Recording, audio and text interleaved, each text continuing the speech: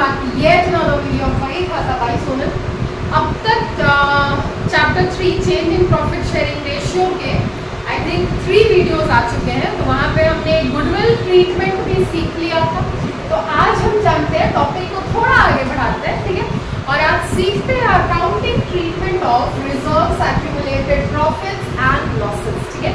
अब देखो दो एंट्रीज यहाँ पे किया हुआ है, ठीक है। फर्स्ट वाला एंट्री आपका रिजर्व्स और एक्यूमुलेटेड प्रॉफिट का है।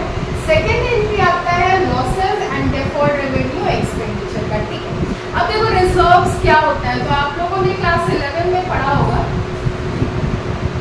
क्लास 11 में आप लोगों ने पढ़ा होगा कि रिजर्व्स प्रॉफिट का वो हिस्सा होता है, पार्ट ऑफ प्रॉफिट होता है जिसको बिजनेस पर्सन्स साइड में रखते हैं फ्यूचर कंटिजेंसीज को ओवरकम करने के लिए, ठीक है। ताकि फ्यूचर में कोई अगर कहीं पे पैसे का जरूरत हो गया, ठीक है, तो हम उस रिजर्व फंड में से, उस रिजर्व्स में से पैसा निकाल कर उसको फिर उस लॉसेस को भरपाई कर सकते हैं, ठीक है। अगर पैसों का जरूरत हुआ तो फिर वहाँ पे इस रिजर्व्स का यूज कर सकते हैं, ठीक है।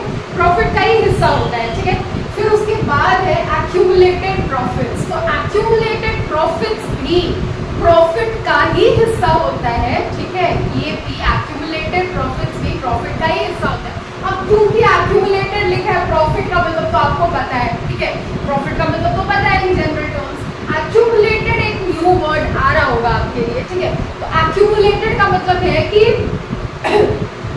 बिजनेस जब से चल रहा है, ठीक है, बिजनेस जब से चल रहा है, सालों सालों से कुछ प्रॉफिट का हिस्सा हम अलग करके रख रहे हैं, ठीक है। और इसमें जितने ओल्ड पार्टनर्स हैं पहले, ठीक है, जो उनका पहले प्रॉफिट शेयरिंग रेशियो था, वो सारे पार्टनर्स का यहाँ पे मेहनत, यहाँ पे उन सारे पार्टनर्स ने मिलकर मेहनत किया, तो वो प्रॉफिट का हिस्सा साइड करके रखे हैं, ठीक है।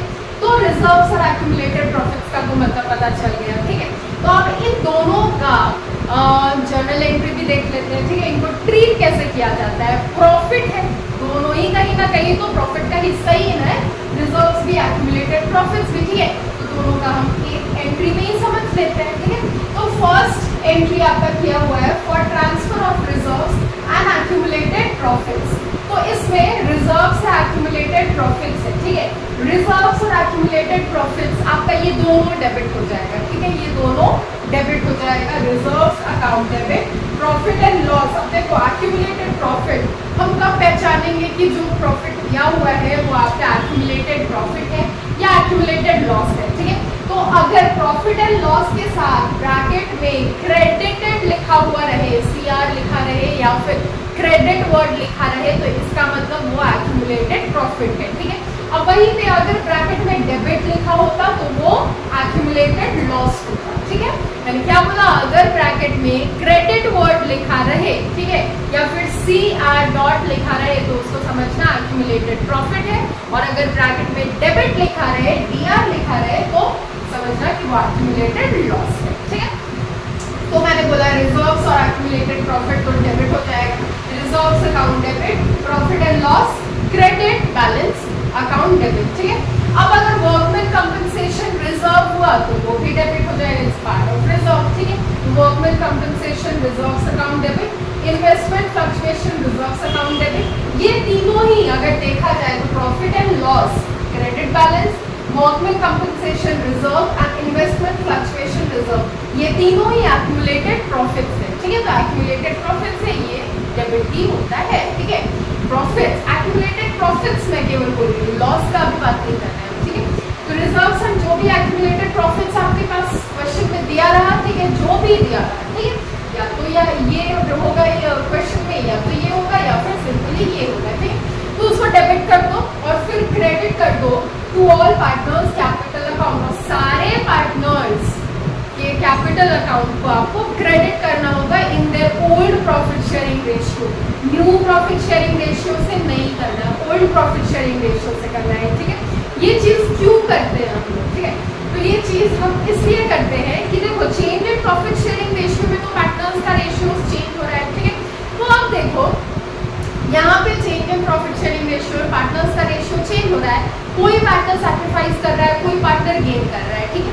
और जो ये सब जब रिजर्व्स और एक्यूमुलेटेड प्रॉफिट्स, जब पैसे एज रिजर्व रख रहे होंगे या फिर एक्यूमुलेटेड प्रॉफिट रख रहे होंगे, तब तो पार्टनर्स का जो प्रॉफिट शेयरिंग रेशियो था वो कुछ और था, ठीक है। हो सकता है अभी जो पार्टनर सैक्रिफाइस कर रहा है वो तब नहीं कर रहा होगा, ठीक है। तो अगर हम न्यू प्रॉफिट शेयरिंग रेशियो में इन सब के अमाउंट्स को अगर डिस्ट्रीब्यूट कर देंगे तो किसी पार्टनर को ज़्यादा पैसा चला जाएगा, किसी पार्टनर को कम पैसा चला जाएगा, ऐसा भी तो होगा ना।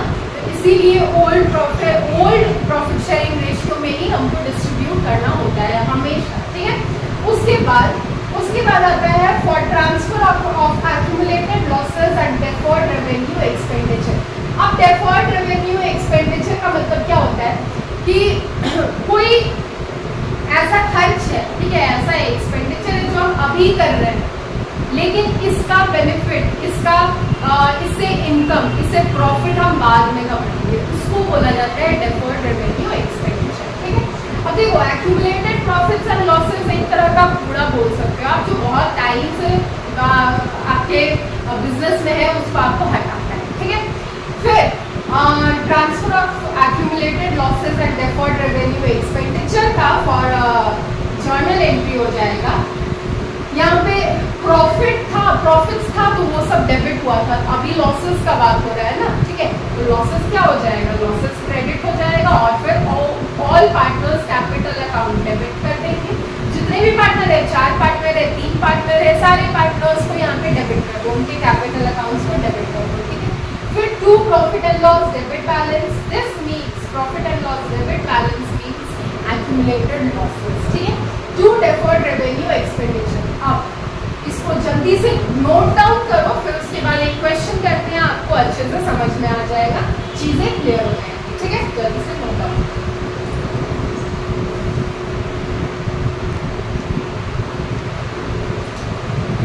देखो एक क्वेश्चन है आपके स्क्रीन पे आ रहा होगा, देखो लिखा है Sim, Shew and Mag are partners in a firm sharing profits in the ratio 5:3:2।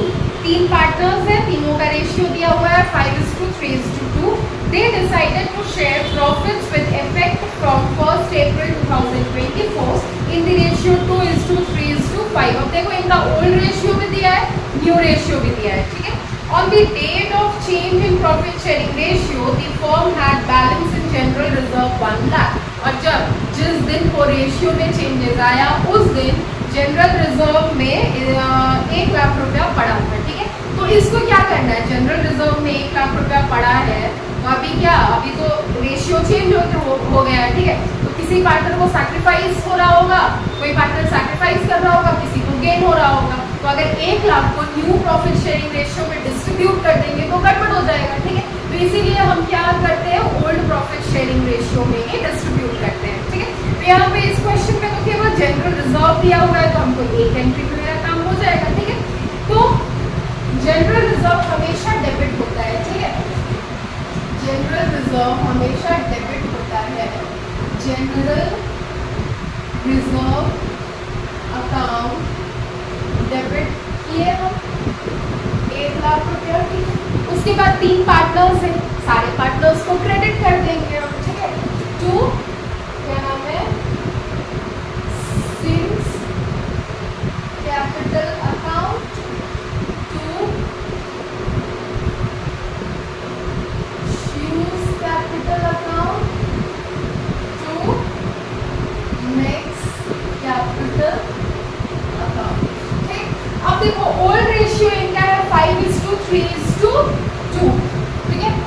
Old ratio इनका है 5:3:2।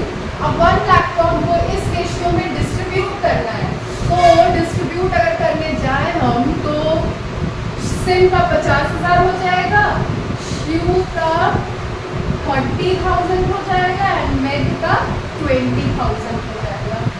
30, 20, 50 एंड 50 1 लाख 1 लाख हो गया, ठीक है। तो क्वेश्चन इजी सा था, केवल जनरल रिजर्व का हमको एक जर्नल एंट्री करना था, ठीक है। तो ऐसे ही आपके क्वेश्चंस होंगे, जनरल या तो केवल जनरल रिजर्व होगा या फिर एक्यूमुलेटेड प्रॉफिट भी होगा, और कहीं पे accumulated profit, general reserve, accumulated losses, सब कुछ मतलब एक क्वेश्चन में ही दिया रहेगा, ठीक है। वो क्वेश्चन हम सॉल्व करेंगे नेक्स्ट क्लास में। आज वीडियो को बहुत ज़्यादा लेंथी ना बनाते हुए यहीं पे थम जाते हैं। आप लोग प्रैक्टिस कर लो, अगर कोई डाउट हुआ तो फिर पूछ लेना, ठीक है। आप लोग प्रैक्टिस कर लो, फिर मिलते हैं हम नेक्स्ट वीडियो में with next question. Till then अच्छे से पढ़ते रहो। बाय।